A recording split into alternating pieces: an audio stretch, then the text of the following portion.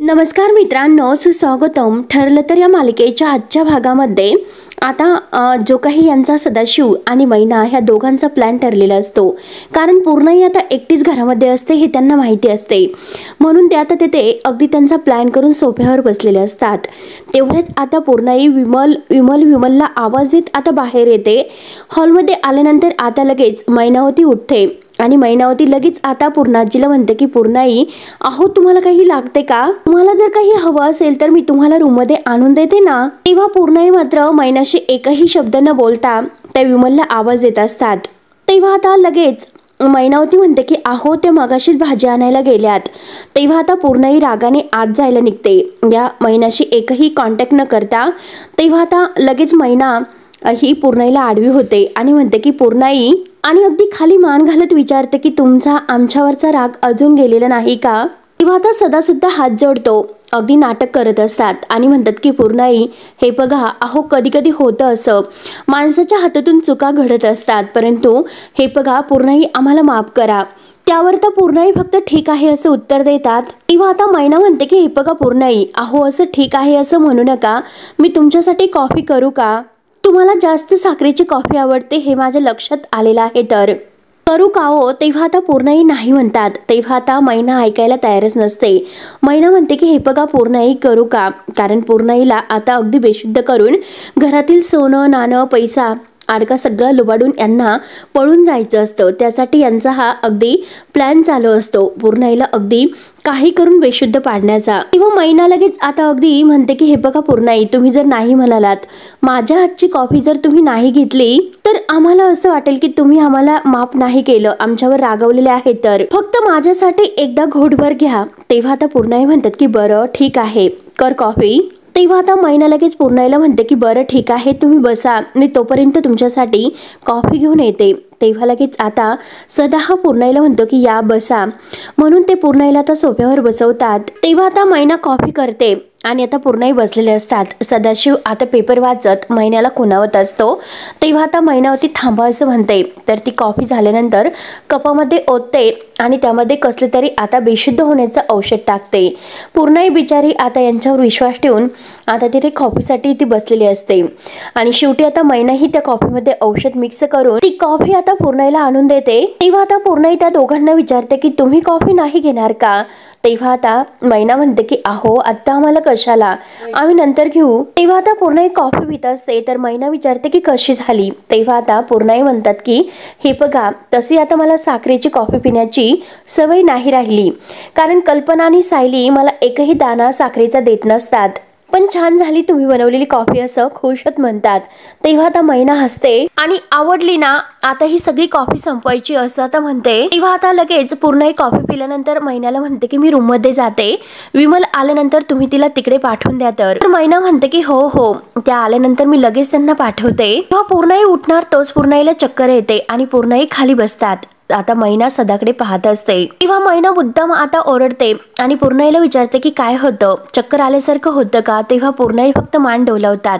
मैना म्हणते की चला मी तुम्हाला खोलीमध्ये सोडते. तेव्हा आता मैना पूर्णाईला झोपवते आणि आता टाळ्या वाजवत विचारते काय पूर्णाई, लागली का झोप? पूर्णाई आता अगदी गाढ बेशुद्ध पडलेली असते. शेवटी आता सदा आणि मैना आता पूर्णाई गाढ झोपलेली आहे या संधीचा फायदा घेऊन मात्र लगेच आता आपले गाठोडे वगैरे घेतात आणि त्यातून जे काही काळे कपडे आहेत तर ते कपडे वगैरे काढतात. त्यामध्ये अगदी ग्लोव्ज वगैरे घालतात आणि लगेच कपाट उघडतात. मैना ओरडत असते की आहो जोर लावा, चावी आहे का पहा बरं कुठे, कारण आता लॉकर तोडत असतात. तर आता सदा हा चावी शोधत असतो. तेव्हा आता मैना ही आता पूर्णाईच्या बेड जवळ येते आणि पूर्णाईच्या बेडच्या खाली ती आता चावी शोधत असते आणि तेव्हा उषा खाली मात्र मैनाला चावी सापडते. सदा मात्र आता इकडे कपाटामध्ये चावी शोधत असतो आणि तेवढ्यात मैनाला चावी सापडल्यानंतर तिला खूप आनंद होतो. ती लगेच आता सदाजवळ येते आणि सदा आता लॉकर उघडून खूप काही दागिने, आता लॉकर मधील सगळे दागिने तो आता आपल्या गाठोड्यांनी दोघे आता भरतात. तेव्हा आता जे गाठोडे आहेत तर ते त्यांनी अगदी दागिने पैशांनी घट्ट अगदी बांधून ठेवलेले असतात आणि आता तेथून पळ काढत असतात. तेवढ्यात आता बाहेर अर्जुन आणि सायली गाडीतून घरी येतात. दोघे अगदी गाडीच्या खाली उतरतात. तोच लगेच आता कल्पना आणि अस्मिता सुद्धा कुठेतरी बाहेर जे गेलेल्या असतात त्या सुद्धा येतात. तर अर्जुन त्यांना म्हणतो की काय मम्मा आणि अस्मिता ताई, तुम्ही कुठे गेला होतात?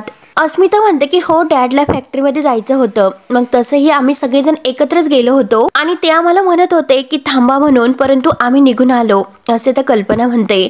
आणि ती सायलीला म्हणते की सायली मधू कसे आहे, तर सायली अर्जुनकडे पाहते. तर अर्जुन म्हणतो की हो ठीक आहे, आता ते बरे आहेत. तर चैतन्य तर तेथे आहेत आणि हे बघ कुसुमताई सुद्धा लवकरच मुंबईवरून येतात. तर तेव्हा आता विमलताई सुद्धा बाजारातून भाजी घेऊन आलेले असतात. आता ही सगळेजण बाहेर असतात. त्यावर त्या कल्पना म्हणते की बरं ठीक झालं, खरंच त्यांच्या जीवावरचं हे संकट गेलं आणि आता ते खरंच लवकरच बरे व्हायला हवेत. तेव्हा अर्जुन सायलीकडे बघत म्हणतो की मम्मा ते लवकरच बरे होतील, तर चला आपण आज जाऊयात. तेव्हा आता सगळेजण आत येतात. अस्मिता बाहेरूनच आता पूर्णाईला आवाज देते. एवढ्यात मात्र आता मैना आणि सदा अजून सुद्धा रूममध्येच असतात. अजून सुद्धा कपाटामधील दागदागिने घेत असतात. आता अस्मिताने आवाज दिल्यानंतर त्यांच्या कानापर्यंत हा आवाज येऊन पोहोचतो. दोघे आता खूप घाबरतात.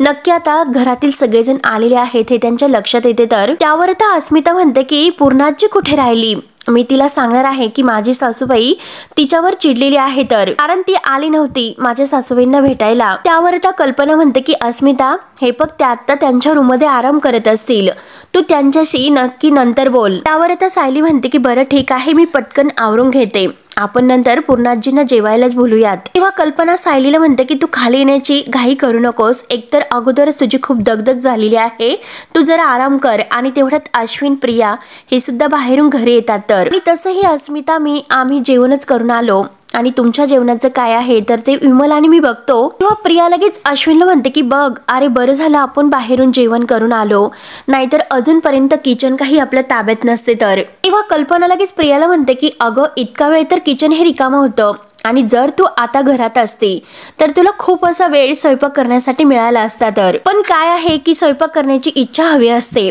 तेव्हा अश्विनच आता प्रियाला म्हणतो की सोड ना, मला यावरून आता घरामध्ये रोज वाद नकोयत. त्यावर तर सायली लगेच अर्जुनला म्हणते की हे बघा अहो मला काय वाटतं की आत्ताच आपण आईबाबांशी बोलून घ्यावं.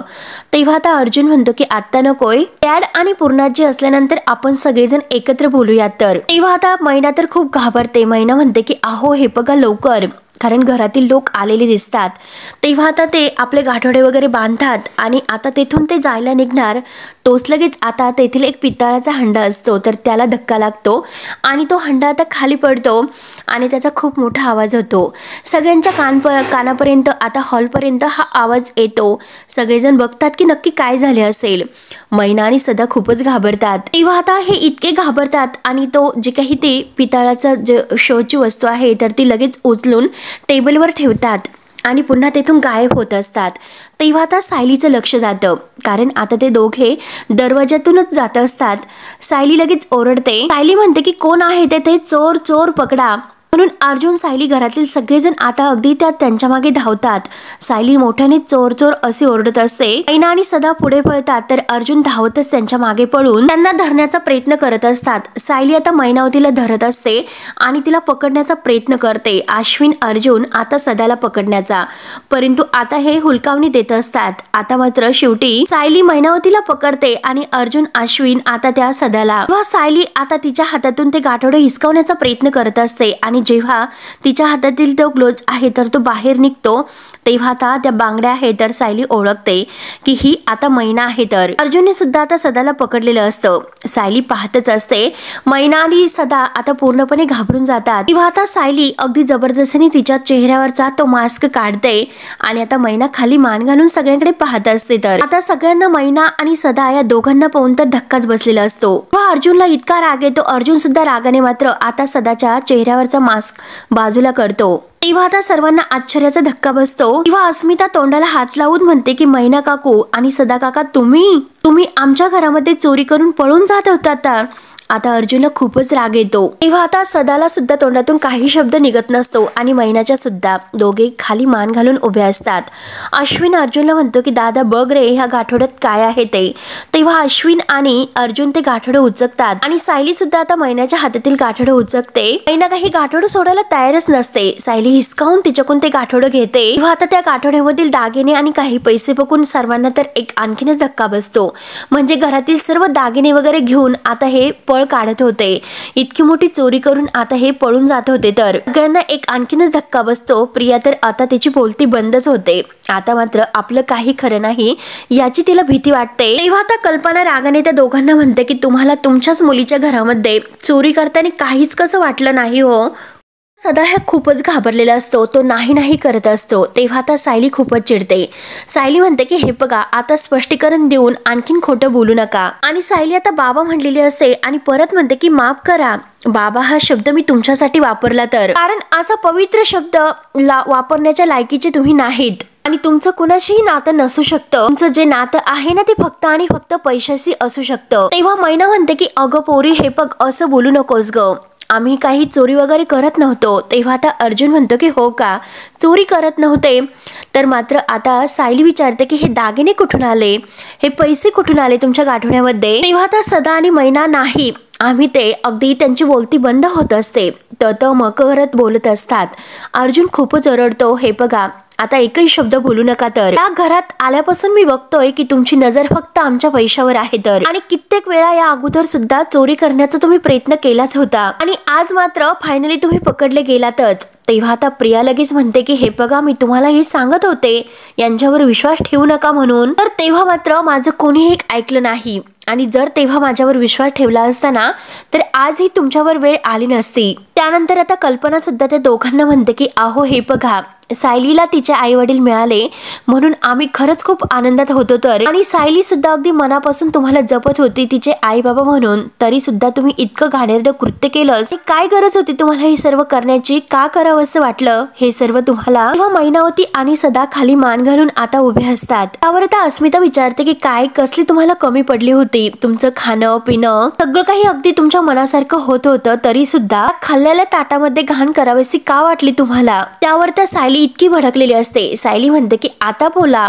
आता का गप्प बसलात, प्रत्येक वेळेस तर तुमच्याकडे उत्तर ही तयारच असतात आणि जी उत्तर असतात ना ती फक्त खोटी उत्तर असतात, हो की नाही. तेव्हा अस्मिता म्हणते की आता कशाला बोलतील ते, कारण तू त्यांना अगदी धमकी दिलेली आहे ना खोटं उत्तर द्यायचं नाही म्हणून, मग कसं ते तोंड उघडतील. तरी त्यावर आता सायली रागानेच म्हणते की जर तुमची जी काही उत्तर आहे ती देऊन झाली असेल परंतु चुकून एखादी गोष्ट बोलायची राहून गेली असेल, आणखीन काही खोटं बोलण्याची, तर ते तुम्ही बोलू शकतात. तेव्हा अश्विन सुद्धा भडकावून म्हणतो की चोरी करून जाताना रंगेहात पकडले गेल्यानंतर आता ही दोघं काय बोलणार आहेत. तर आणि ह्या दोघांना असंच पुन्हा मागे एकदा रंगेहात मी पकडलेलं होतं, तेव्हा मात्र आता सगळ्यांना मी चुकीचं वाटलं होतं. तेव्हा आता सायली म्हणते की नाही अश्विन भाऊजी, तुम्ही खरंच बरोबर होतात, कारण ही जी माणसं आहेत ना ती ढोंगी आणि लबाड आहेत. तर त्यांचं नातं फक्त पैशाशी असू शकतं, स्वार्थासाठी कोणत्याही थराला ते जाऊ शकतात आणि हे तर तुम्ही बघितलेलंच आहे. आता तेव्हा कल्पना लगेच त्या दोघांना म्हणते की बघा, तुमच्या वागण्यामुळे आज तुमच्यावर ही वेळ आली, तर तुमची सख्खी मुलगी सुद्धा तुम्हाला असं बोलते. तर तेव्हा आता सायली म्हणते की नाही आई, असं काही नाही, कारण मी यांची मुलगी नाहीच. आता सायली मुलगी नाही म्हटल्यानंतर प्रियाचे तर अगदी होश उडतात. सत्य आता सायलीला समजलेले आहे हे प्रियाच्या लक्षात येते. आता सर्व सुभेदारांना एक प्रकारचा मोठा धक्का बसतो. त्यावर आता अस्मिता विचारते की काय बोलते सायली, तू यांची मुलगी नाही तर मग काय. तर सायली म्हणते की हे बघा, कारण मी यांची मुलगी नाहीच, कारण हे माझे जन्मदाते नाहीच. सदा आणि मैना फक्त बघूनच असतात. तर सायली आता या दोघांकडे रागाने बघत म्हणते की तो एक खूप मोठा गैरसमज झाला होता, या दोघांशी मात्र माझं कोणतंही नातं नाही. तर मैनावती लगेच आता रडण्याचं नाटक करते आणि सायलीला म्हणते की पोरी, अगं तू असं बोलू नकोस, आमच्याकडून ही एक खूप मोठी चूक झाली. आणि सायलीचा हात धरायला जाते. अगं नाही पोरी, सायली रागाने तिचा हात बाजूला झिडकारते. तर आता मैना आणखीनच जवळ येते. तर सायली रागाने तिला बाजूला लोटत असते. मैनाकडे ढोंकून सुद्धा पाहण्याची आता सायलीची इच्छा राहिलेली नसते आणि म्हणते की सायली, अगं हे बघ, आमच्याशी नातं तोडू नकोस, अगं ऐक ना पोरी, अगं आमची चूक झाली, अहो सांगा ना तुम्ही, असं आता सदाला म्हणते. आमच्याशी नातं तोडू नकोस. सायली रागाने तिला आता शांत राहायला सांगते. तर अर्जुन लगेच म्हणतो तोडायला मात्र नातं हे असायला हवं. तर आता मैना म्हणत असते की नाही, मी तुझी आई आहे सायली. किंवा मैना अर्जुनला म्हणते की काय बोलतात. तर अर्जुन रागाने त्या दोघांना म्हणतो की आता पूर्णपणे क्लिअर झालेला आहे की तुम्ही दोघंही सायलीचे आई बाबा नाहीत म्हणून. त्यावर आता हे ऐकल्यानंतर सर्वांना धक्का तर बसतो, परंतु कल्पना म्हणते की अरे पण तुम्हाला दोघांना अचानक हे सर्व कसे कळाले, असा अचानक इतका शोध लागलेला आहे. तर सायली म्हणते की नाही आई, अहो हा अचानक लागलेला शोध नाही, कारण गेल्या बऱ्याच दिवसापासून आम्ही यांचा खोटेपणा शोधण्याचा प्रयत्न करत होतो. तेव्हा लगेच अर्जुन म्हणतो की हो मम्मा, जेव्हा अश्विनने यांचं खोटं फ्रॅक्चर पकडलं होतं तेव्हाच मला यांच्यावर डाऊट आला होता। त्यानंतर मात्र मी सायली आणि मैनावती या दोघींची DNA टेस्ट केली आणि तेव्हा मात्र आता ते DNA मॅच झालेले होते हे अर्जुन आता सगळ्यांच्या समोर सांगत असत। आणि तेव्हा मात्र आता जेव्हा लहानपणी सायलीचं काय घडलं होतं हे जे काही खोटी उत्तर दिले आणि मावशीचा पत्ता दिला तर खोटा पत्ता दिला, खोटा फोन नंबर दिला, झालेला सर्व घडलेला प्रकार आता सायली आणि अर्जुन जेथे जेथे शोधायला गेले ते सर्व काही आतापर्यंत यांच्या बाबतीत शोधलेले आता सगळ्यांच्या समोर सांगत असतात। तेव्हा आता हे सत्य सांगितल्यानंतर आता प्रियाचे तर होश तर उडतात परंतु सगळ्यांना धक्का बसतो।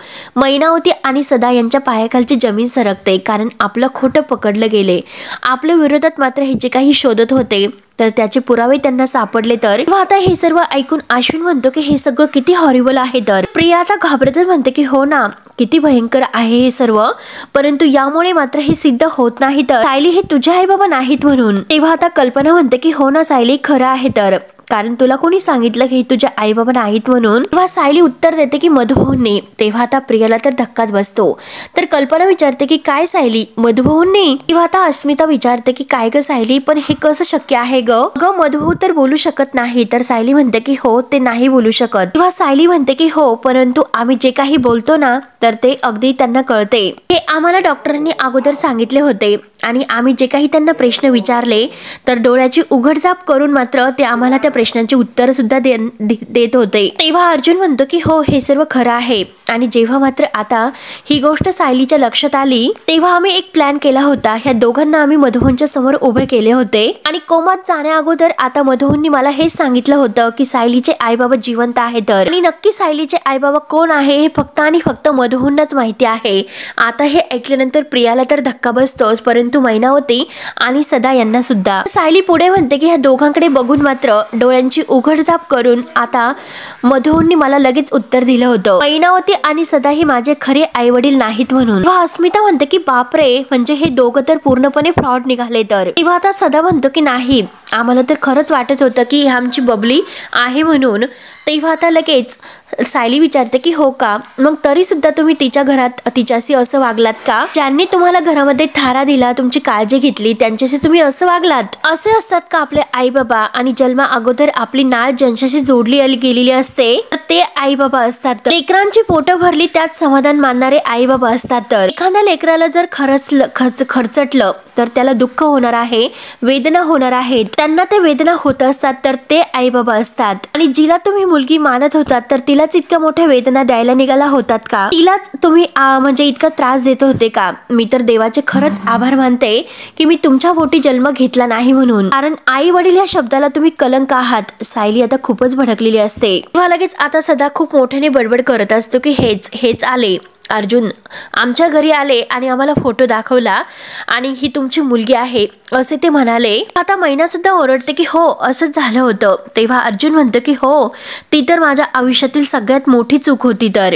जरीही एक वकील असलो ना तरी सुद्धा एक माणूस आहे, एक नवरा आहे मी एका आपल्या बायकोवर खूप प्रेम करणारा की जो नवरा आपल्या बायकोच्या डोळ्यामध्ये एक अश्रू सुद्धा बघू शकत नाही असा नवरा। कारण मला सायलीचे आई बाबा शोधण्याची खूप इच्छा झाली होती, जे काही अगदी मला डोळ्यासमोर दिसत होते तर तेच मी खरं मानत गेलो, माझीच चूक झाली। तेव्हा आता सायली म्हणते की परंतु आता त्यांनी ती चूक सुधारली तर आणि मी सुद्धा आता ती चूक सुधारणार आहे तर त्यामुळे आता यापुढे मात्र तुम्हाला दोघांना या घरामध्ये नाही धारा। आत्ताच्या आत्ता तुम्ही येथून तुमचं सगळं काही बाडबिस्तर घेऊन निघून जा। तेव्हा लगेच आता मैना रडण्याचं नाटक करते आणि म्हणते की सायले हे बघ अगं असं अंतर आम्हाला देऊ नकोस, अगं हे बघ यांची शपथ घेऊन सांगते की सायले अगं परत असं चुकीचं मी केव्हाही नाही वागणार ग आणि प्लीज अगं सायले आम्हाला घराच्या बाहेर काढू नकोस ग।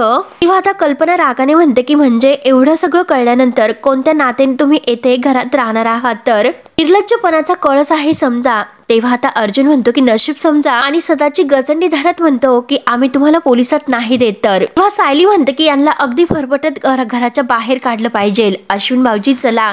तेव्हा आता सायली मैनाचा हात धरते आणि अर्जुन आता ह्या सदाचा आणि अगदी ओढत ताडत त्यांना घराच्या बाहेर काढत असतात। सदा आणि मैना हात जोडतात, प्लीज सायले अगं प्लीज आम्हाला घराच्या बाहेर काढू नको। त्यांना आता गेटच्या बाहेर ढकलून देते आणि म्हणते की या घराकडे परत अगदी वाकडी नजर जर करून बघितली तरी सुद्धा गाठ माझ्याशी आहे हे लक्षात ठेवा, अशी सायली आता त्यांना धमकावते आणि शेवटी सदा आणि मैना या दोघांना घराच्या बाहेर काढून देते। रागाने त्यांचे मास्क त्यांच्या तोंडावर फेकून देते आणि निघा इथून असे धमकावून म्हणते। आता सदा हा मैनाला म्हणत असतो की मी तुला सांगत होतो की इतकी मोठी चोरी करू नकोस। मैना त्याच्यावर ओरडत असते की हो तुम्हीच मला सांगत होतात, मला काय माहिती की हा सगळा गोंधळ होईल आणि ही सायली आपली पोरगी नाही हे मला माहिती होते का। किंवा सदा म्हणतो की अगं ही चोरी जर तू केली नसती तर मस्तपैकी आपल्याला राहता आलं असतं। किंवा मैना आता त्याच्यावर ओरडते की मी एकटीने ठरवलं का, आपण दोघांनी मिळून ठरवलं होतं आणि माहिती होतं की या सदा आणि मैनाचं शेवटी गाठोडं रिकामच राहणार। तर आता ते दोघं बडबड करत जात असतात। कल्पना म्हणते की आता यापुढे मात्र यांच्या आठवणी सुद्धा या घरात नकोय तर। आणि एक वेळ असं झाला की बरं झालं पूर्णाही हे सर्व बघण्यासाठी बाहेर नव्हत्या तर। किंवा आता सायली आणि अर्जुनच्या डोक्यात प्रकाश पडतो। सायली म्हणते की इतका मोठा आरडा ओरड झाला परंतु पूर्णाही बाहेर कशा आले नसतील। तेव्हा अस्मिता म्हणते की पूर्णाजीला काही झाले तर नसेल ना, आता सर्वांना पूर्णाजीची काळजी वाटते। तेव्हा मित्रांनो हा भाग येथे संपतो। पुढील भागामध्ये आता सर्वजण आता पूर्णाजीच्या रूम मध्ये येतात। तेव्हा आता अर्जुन पहिल्यांदा पूर्णाजी जवळ येतो आणि पूर्णाजी असं म्हणून तो आजीला उठवत असतो, परंतु आता पूर्णाजी गाढ बेशुद्ध असते। तेव्हा सगळेजण पूर्णाजी म्हणून उठवत असतात। तेव्हा आता सगळ्यांना पूर्णाजीची खूप काळजी लागून आता सर्वांना एक धक्का बसतो। तेव्हा आता सायली ही रूम मध्ये आल्यानंतर आता अर्जुनला म्हणते की ते लोखंडे आहे ना ते फक्त चोरी नाही करून गेले तर पूर्णाजीला गुंगीचं औषध सुद्धा देऊन गेलेत आणि ते म्हणाले होते ना मी माझ्या मुलीच्या घरी राहिलो होतो ते एक थापच होती। तेव्हा मात्र आता लगेच अर्जुन म्हणतो की हे पक अगं ते त्यांच्या मुलीच्या घरी नाही तर ते पोलीस स्टेशन मध्ये होते, तो लोखंडे पोलीस स्टेशनला होता आणि ती मैना आपल्याशी खोटं बोलत होती तर। तेव्हा आता हे ऐकल्यानंतर आता सायलीला खूप मोठा धक्का बसतो। तेव्हा आता मित्रांनो पुढे काय होईल हे बघण्यासाठी आता आपल्या चॅनलला नक्की सबस्क्राईब करत राहा। धन्यवाद।